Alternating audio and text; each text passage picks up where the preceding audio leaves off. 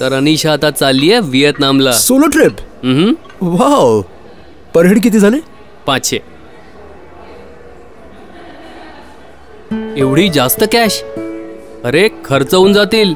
खर्च नको व्हायला म्हणून तर बँकेतून सगळे काढून घेऊन आलो. आणि तसंही जर पैसे वाचवायची गोष्ट असेल ना, माझी आई इज नंबर 1.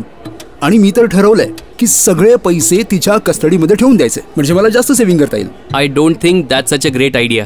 भावा माझं ऐक, आईपेक्षा जास्त हे पैसे कुठे सेफ नाहीयेत. तुझी आई हे पैसे सेफ कशी ठेवेल? तिजोरीमध्ये. सेव्हिंग्स जुन्या काळातील पद्धत, पण ह्यात एक गडबड आहे.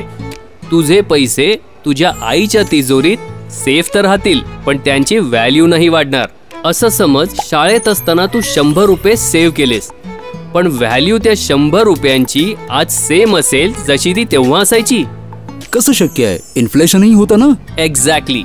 जी कॉफी कधी 100 रुपये पर हेड रेटने मिळायची जेव्हा आपण शाळेत होतो, तो आज 500 रुपयांचा झालाय. वेळेच्या सोबत वस्तूंचा भावही नॅचरली वाढतोच, आणि म्हणूनच इन्व्हेस्टमेंट गरजेची आहे.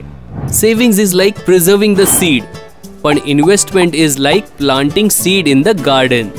आणि तेच बीज एक दिवस फळ आणि सावली देणारं झाड बनू शकतं.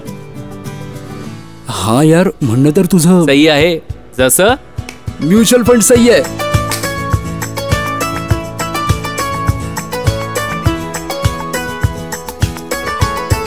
म्युच्युअल फंडातील गुंतवणुकी बाजारातील जोखमींच्या अधीन असतात. योजनेशी संबंधित सर्व दस्तऐवज काळजीपूर्वक वाचा.